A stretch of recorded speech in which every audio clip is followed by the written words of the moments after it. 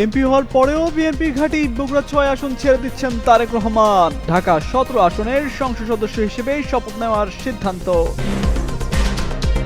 ছোট হচ্ছে বিএনপি সরকারের মন্ত্রিসভার আকার। সরকারে দেখা যেতে পারে ৩৬ মন্ত্রী প্রতিমন্ত্রী।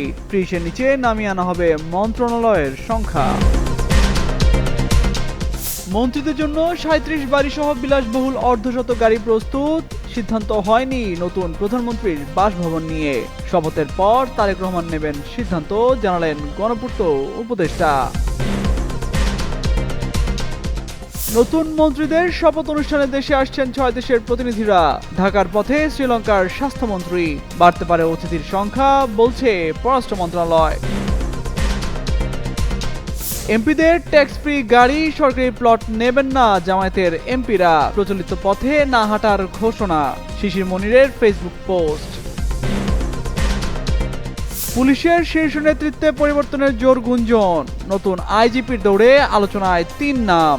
নতুন মন্ত্রিসভা নেবে চূড়ান্ত সিদ্ধান্ত।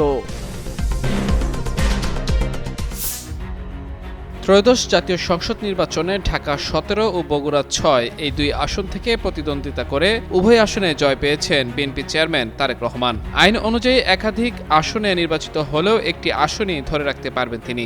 সেক্ষেত্রে বগুড়া ৬ আসন ছেড়ে দিয়ে ঢাকা ১৭ আসনের সংসদ সদস্য হিসেবে শপথ নেওয়ার সিদ্ধান্ত নিয়েছেন তারেক রহমান। আরপিও অনুযায়ী কোনো ব্যক্তি একই নির্বাচনে একাধিক আসন থেকে প্রার্থী হতে এবং নির্বাচিত হতে পারবেন। তবে যদি কোনো ব্যক্তি একাধিক আসন থেকে নির্বাচিত হন, তখন তাকে গেজেট প্রকাশের পর ৩০ দিনের মধ্যে লিখিতভাবে জানাতে হবে তিনি কোন আসনটি রাখতে চান।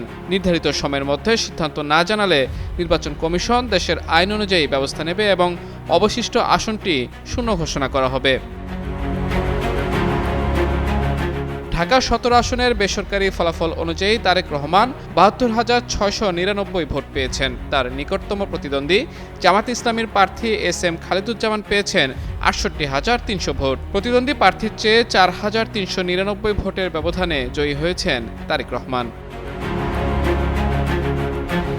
এদিকে ঢাকা ১৭ আসনে মোট ভোটার ছিলেন ৩,৩৩,৮১৩ জন। এর মধ্যে ভোট পড়ে ১,৪৭,৮৮৮টি, বাতিল হয় ২,২১১টি, বৈধ ভোট হয় ১,৪৫,৬৭৭টি। অন্যদিকে বগুড়া ৬ আসনেও বেসরকারিভাবে নির্বাচিত হয়েছেন বিএনপি চেয়ারম্যান তারেক রহমান। ১৫০টি কেন্দ্রের ফলাফলে বিএনপি চেয়ারম্যান পেয়েছেন ২,১৬,২৮৪ ভোট।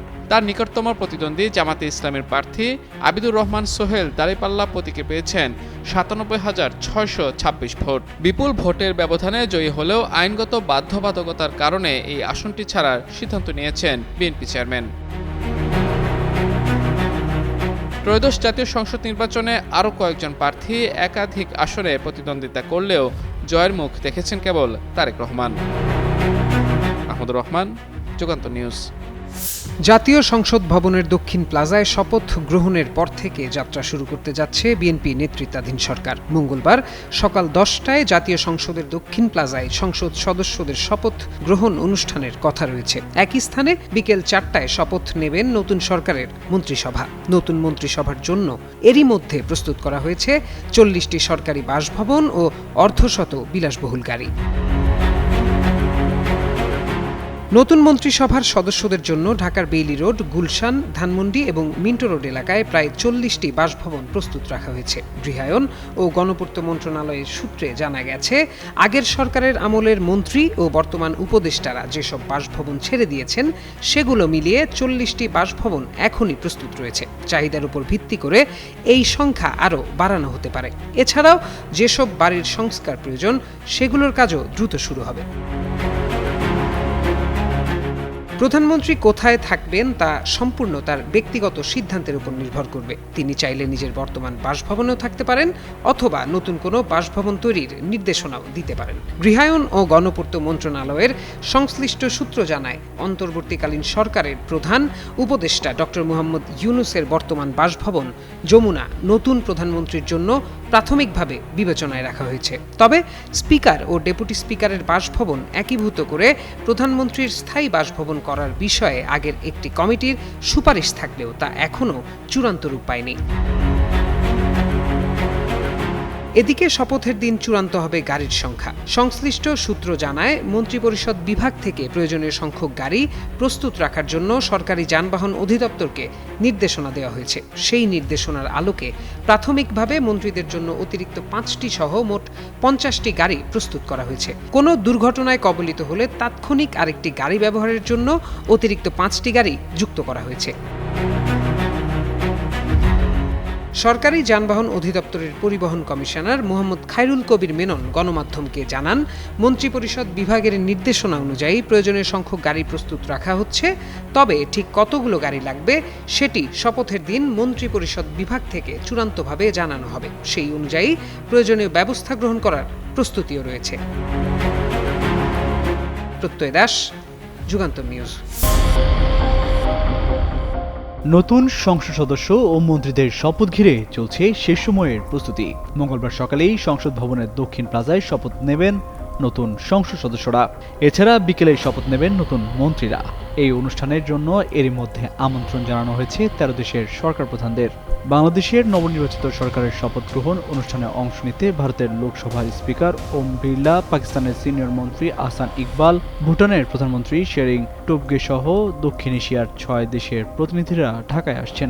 মঙ্গলবার অনুষ্ঠিত ওই শপথ অনুষ্ঠানে যোগ দিতে ঢাকায় আসছেন যুক্তরাজ্যের ভারত প্রশান্ত মহাসাগরীয় বিষয়ক আন্ডার সেক্রেটারি সীমা মালহোত্রাও। এছাড়া নেপালের পররাষ্ট্রমন্ত্রী বালানন্দা শর্মা, মালদ্বীপের পররাষ্ট্রমন্ত্রী আব্দুল্লাহ খলিল ও শ্রীলঙ্কার স্বাস্থ্যমন্ত্রী নালিন্দা জয়াতিশা অংশ নিতে যাচ্ছেন। রোববার চ্যানেল 24-কে পররাষ্ট্র মন্ত্রণালয়ের কর্মকর্তারা জানিয়েছেন, আমন্ত্রণ পাওয়া আরও একাধিক দেশের অংশগ্রহণের বিষয়টি পরে নিশ্চিত হতে পারে। তবে কূটনৈতিক সূত্ররা আভাস দিয়েছে শেষ মুহূর্তে মালদ্বীপের পররাষ্ট্রমন্ত্রী আব্দুল্লাহ খলিলের পরিবর্তে সেই দেশের প্রেসিডেন্ট মোহাম্মদ মুইজ্জু অংশ নিতে পারেন।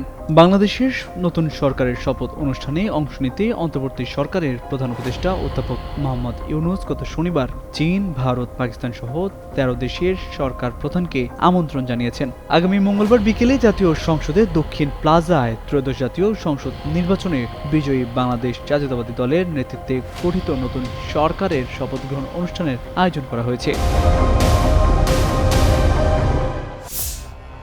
জাতীয় সংসদ নির্বাচনে সুনামগঞ্জ 2 আসনে জামায়াতের দাঁড়িপাল্লা প্রতীকে প্রতিদ্বন্দ্বিতা করে পরাজিত হলেও আলোচনায় রয়েছেন জামায়াত নেতা ও সুপ্রিম কোর্টের সিনিয়র আইনজীবী মোহাম্মদ শিশির মনির। নির্বাচনে পরাজিত হলেও দলের হয়ে একের পর এক বার্তা দিয়ে চলেছেন জামায়াতের এই নেতা। সোমবার সকালে নিজের ভেরিফাইড ফেসবুক পেজে নতুন এক বার্তা দিয়ে আবারও আলোচনায় এসেছেন শিশির মনির। রাষ্ট্রীয় প্রথা অনুযায়ী সংসদ সদস্যরা মাসিক বেতন, চিকিৎসা ও ভ্রমণ ভাতার পাশাপাশি শুল্কমুক্ত গাড়ি আমদানি এবং সরকারি প্লট বরাদ্দ মতো বড় সুযোগ সুবিধা পেয়ে থাকেন। তবে প্রচলিত পথে না হাঁটার ঘোষণা দিয়েছেন বাংলাদেশ জামায়াত ইসলামীর নবনির্বাচিত সংসদ সদস্যরা।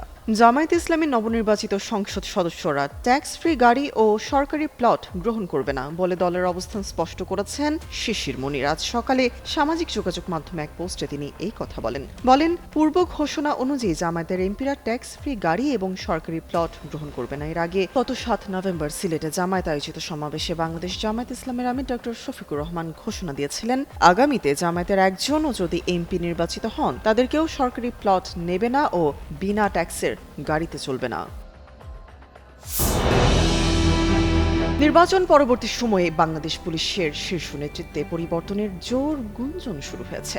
আইজিপি বাহারুল আলমের পদত্যাগপত্র জমা দেওয়ার খবরের পরই প্রশ্ন উঠে, বিএনপি সরকারের আমলে কি হবেন নতুন আইজিপি? এই নিয়ে উঠছে নানা প্রশ্ন। পুলিশের দায়িত্বশীল কর্মকর্তারা মনে করছেন, পুরনো কাউকে নয় বরং ক্লিন ইমেজের নতুন কাউকে দায়িত্ব দেওয়া হলে বাহিনীটির সব কাজে গতিশীলতা বাড়বে। এরই মধ্যে 3 জনের নাম রয়েছে সবচেয়ে বেশি আলোচনায়। বর্তমানে এপিবিএন এর অতিরিক্ত আইজিপি মোহাম্মদ আলী হোসেন ফকিরের নাম এই পদে উঠে এসেছে সবার আগে। বিগত সরকারের রোশনালে পড়ে দীর্ঘ সময় এই কর্মকর্তা বৈষম্য বিরোধী আন্দোলনের পর হারানো পদ ফিরে পান। বাগেরহাটের এই অফিসার জাতিসংঘ মিশনেও দারুণ সাফল্য দেখিয়েছেন। আলোচনায় থাকা আরেক হেভিওয়েট নাম আন্তর্জাতিক অপরাধ ট্রাইব্যুনালের তদন্ত সংস্থার সমন্বয়ক আনসার উদ্দিন খান পাঠান। বর্তমান প্রজন্মের বহু পুলিশ কর্মকর্তার শিক্ষক তিনি। 2007 সালের সংস্কার কার্যক্রমে যুক্ত থাকায় দীর্ঘকালীন কোণঠাসা ছিলেন। সিএমপি কমিশনার অতিরিক্ত আইজিপি হাসিব আজিজের নামটিও বেশ গুরুত্বের সঙ্গে ভাবা হচ্ছে। সাবেক আইজিপি আজিজুল হকের ছেলে হাসিব আজিজ দীর্ঘ ক্যারিয়ারে সিআইডি সহ গুরুত্বপূর্ণ সব ইউনিটে দক্ষতার ছাপ রেখেছেন তিনি।